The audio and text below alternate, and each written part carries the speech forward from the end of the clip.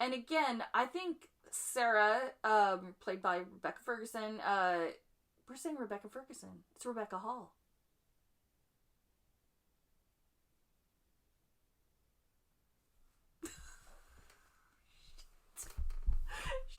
Who the is Rebecca Ferguson? She's. Oh my God! Yes, she's I know. the Rose of the Hat. Yes. She's Ilsa Faust. She's Ilsa Faust.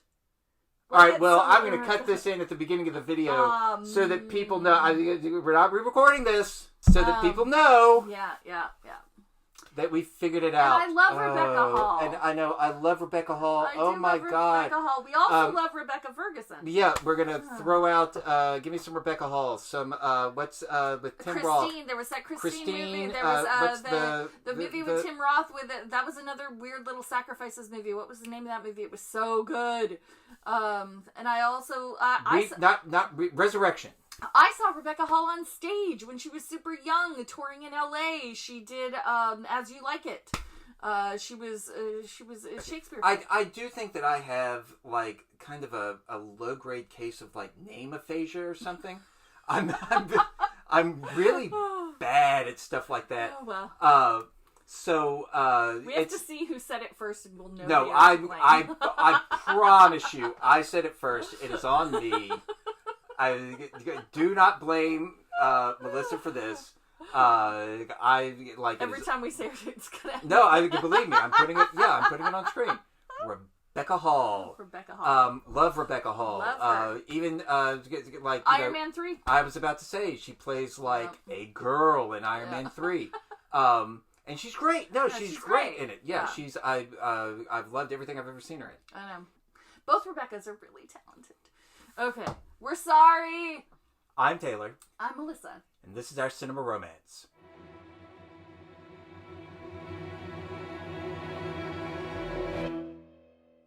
Before we get started, would like to remind everyone, if you enjoy what we're doing, we'd love it if you subscribe to the channel, like this video, leave comments for us. We love all the engagement that we get from the people who are watching. And for those who have been watching, who have subscribed, who have been liking the videos, we cannot thank you enough. This week, we're going to be talking about the film The Prestige, and we're going to ask the question, is it fridging? This is something that we covered in a previous video a few weeks back, so if you haven't heard of fridging, please go back to that video and watch the introduction, because I kind of go over where that word came from and the history of it. So let's start with The Prestige. The Prestige is a movie about two up-and-coming magicians who are working in London at the beginning of the 20th century. And before I go any further, you're getting all the spoilers in this. This is a movie that is very much predicated on reveals. So if you haven't seen it and you think you might be interested in a story about rival magicians, go watch the movie and then come back and watch this. These two men, when they meet, they are assistants to an established magician. Michael Caine plays what they call like the ingenieur, which is just like the engineer for magicians or illusionists. Yes. And the two rivals, they're not rivals yet, but they're played by Christian Bale and Hugh Jackman. There is something that happens, and we're going to be discussing that in depth momentarily, but it drives a wedge between these two men, and they become really bitter enemies. Yeah. It boils down to Christian Bale's character, his masterpiece. He goes into a cabinet and then immediately comes out of another cabinet.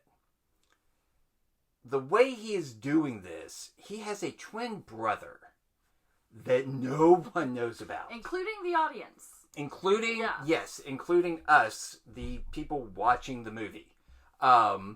They have basically been living, it's the inverse of a double life.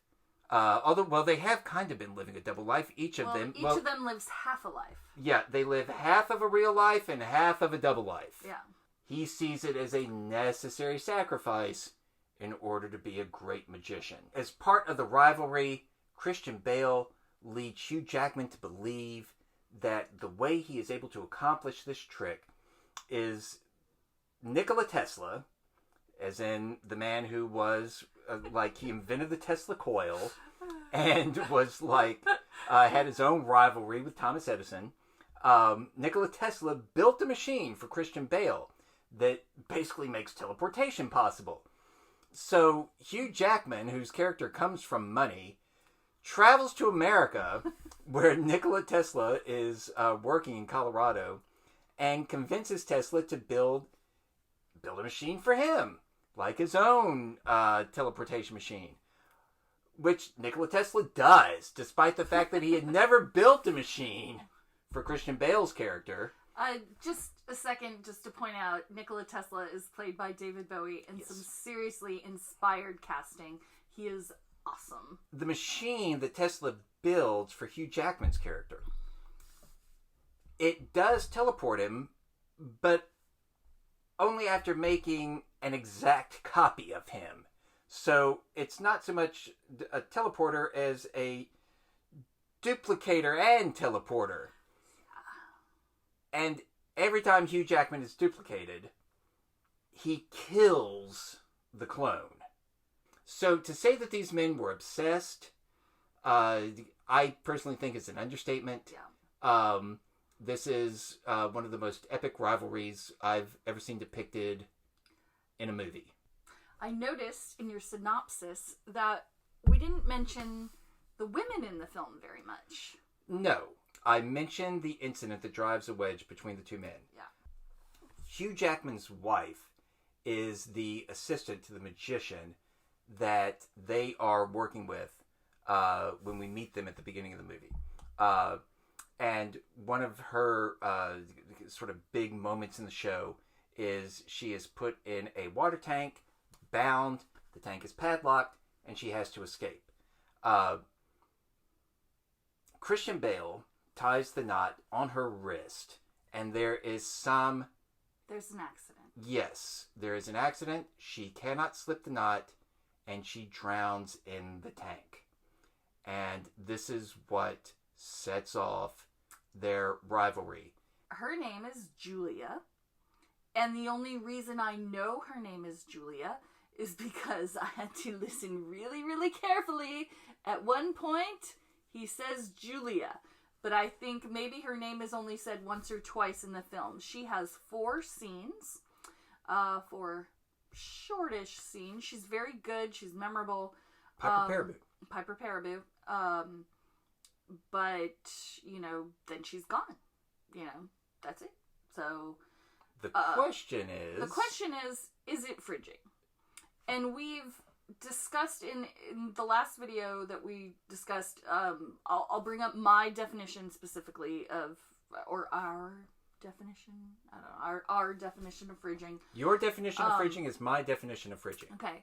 Essentially, in which a female character is either killed or maimed, raped, basically sacrificed in some way so that the male protagonist has motivation to do a bigger thing. Like, she's gone, we don't care about her anymore because now he's on a mission, right? That's tends to be, I think, the clearest definition of fridging.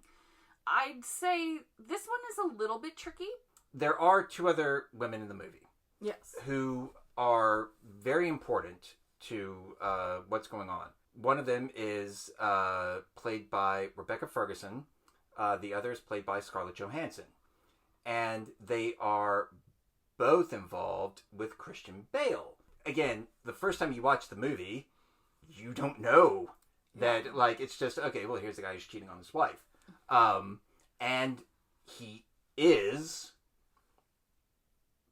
But from his emotional perspective, it's more complicated than that. Yeah. Okay, why does this matter? I don't always think Christopher Nolan has like the greatest insight into the female mind. I do think that Sarah and Olivia are probably like two of the. I think they're well written. The better female characters that he's written. I think a lot of the credit goes to the actresses playing them. Absolutely. The point being, this is not a situation like Death Wish, no, where there are exactly two women in the movie and they are both gone in the first 10 minutes. No, it's not egregious in that way. But do they use I think it's fairly easy to say, is Piper Peraboo's character fridged? Like, that's not talking about the whole film, it's just saying her character. And from our definition, which basically says, are you sacrificing a female character just to push on a male character? And that answer is yes. I am going to point out, though, that Sarah kills herself. Meaning we have another dead female character. And that's not the same as, her death being part of... Well, okay, let's talk about this, though. To go back to Death Wish. Like, the loss of his wife and daughter in Death Wish mean nothing to the wife and daughter. From the movie's point of view, it's never like, oh my God, like, his wife, his daughter. It's all about the daughter's husband. Yeah. And it's about what Charles the poor guy's Bronson, feeling. what the men, how they are impacted by this loss. Yeah. They don't even have a moment where Christian Bale finds her. They don't really have his reaction. I think there's, like, at some point, somebody says, I'm sorry about Sarah. And that's almost all you get. Like, there's very little, like, you don't really see Borden's, like, his reaction to it. Like, he's so cold. Like, he's so, he's always played very cold. This is why, like, yes, he is so cold. Yeah. And, like, these are ruthless men. Yeah. Especially by the time it's all said and done. Yeah. But the fact that, like, there's some movies where the wife would kill herself. Yeah. The husband would say, oh my God, my wife is dead. And then just go about his life. Yeah. And that's it. Yeah. Whereas, in this case, the fact that the movie sort of moves on is more a reflection of who Christian Bale is. Yeah. Than any kind of, like, laziness on the part of the, writer-director. Yeah. I don't necessarily think I don't know if Sarah is fridging. Like, honestly, I would need to suss that out point by point. But he does not change the course of what he is doing, or he is not propelled to greatness because of her death. He's well on that path already. Like, he's been sacrificing for a very long time. He sacrificed half of his life, and so has his brother. However, they also sacrificed Sarah. We see her breaking down because she knows something is wrong. She knows he's not telling her the truth, and all she does is just beg him to be honest with her, and he never is. She starts drinking.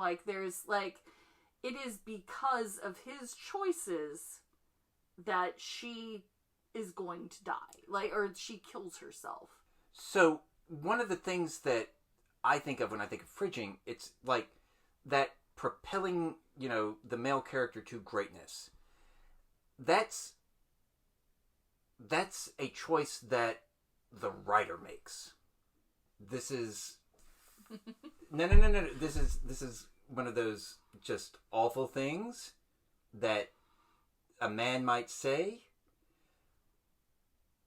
When could a writer kill a female character and it is not a sacrifice. It is not fridging. And here I'm gonna get really kind of granular about some of the details surrounding Julia. Is Julia's death the thing that motivates Hugh Jackman? Or, as you pointed out, is it Christian Bale's reaction to her death? Like, that's the thing that so incenses him. So, how much of it is... And again, I'm looking at fridging from sort of two different perspectives. One of them is a kind of feminist perspective. You know, women, the way that they are depicted as having, you know, these incomplete lives or lives that only matter in relationship to a man. And then there's also the storytelling aspect of it. And while, yes, we need more robust female characters in movies, that the fact that we don't have that now is the byproduct of, I mean, millennia of systemic subjugation. The other side of it, which is just the writers being lazy, is something that I feel like there is just no excuse for. Yeah. And so on the one hand in The Prestige, we've got, yes, Piper Perabo is playing a character who has her own life. She's got, you know, a relationship. I'm sure she and Hugh Jackman might have liked to have had kids someday. She's got a career as an assistant. She seems to be very good at it.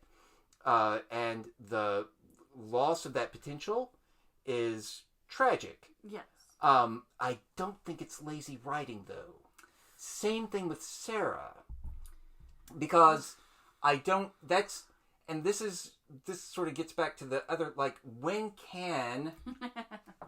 But do you see the questions I'm asking? Of course, this is one of the problems, because it always comes like, I understand the problem. Yes, it's obvious, like, why are all these women being killed just for this one thing? But then when can we kill a woman? Like, that is the question. And I'm not... No, and, like, I certainly understand that. And I also, you've read stuff that I have written, and I hope that you would agree that I do not discriminate when it comes to the horrors that I will visit upon a character in a screenplay. Yes. It's... I think... For this film, I think the character is fridged. Like, I mean, she just is. This, again, whether it's his rage right after the event itself is still the jumping off point. She could have left the movie in another way. She could have left him because of something. She could have done something else. He could have had a brother instead of a wife that did a bullet catch gone wrong. Like, there are so many other things that could have happened other than, let's kill this woman in a terrible way. Do you think it would even be possible to, like, come up with a standard where it should be a female character in this case, or a male character in another case? I'm going to interrupt you real quick just to say, I don't believe in coming up with standards for writing. Like, I don't think people should write based on templates or, like, rubrics or anything like this. No. I think people should write what they enjoy writing. But well, the thing is, you can sometimes point out, it's kind of fridging, but it still works in this case. You know what I mean? Like, it's, I think one of the reasons that... And this would be one of those examples. It would be for me. I still really like this movie. I'm going to say that I do believe Piper Perabo's character was fridged. Just like that. However, it doesn't ruin the movie for me. I don't think that Sarah, played by Rebecca Hall, was fridged. I don't think she was fridge, despite the fact that, you know, she killed herself. In this case, I mean, the men have better characters, I would say. Okay, the two men are easily, like, I mean, either one of them probably has more characterization than the three female characters combined. Yeah, no, of course. And even Michael Caine has more to do than any of the women. Well, yeah, yeah, definitely. Maybe even Tesla and his assistant. I don't know. Like, again, the women. I think the actresses are so good, and their scenes are good, and what they add and what they bring. Like, they bring a lot to it. I don't think they're given a lot. I think they really bring Gotcha. it. So, is it fridging? Yes. Does it matter that much in this film? Probably not. I certainly don't think it matters as much as it does in others. Yeah. It doesn't ruin the film. No. It doesn't make me feel like the writing's lazy. It doesn't take that much away from it. It's just, I just think, like, man, couldn't they have done something else? I kind of just want to see less dead women in movies. I feel like you're asking for a lot, Melissa. No, I'm kidding, of course. Again, when it's, you know,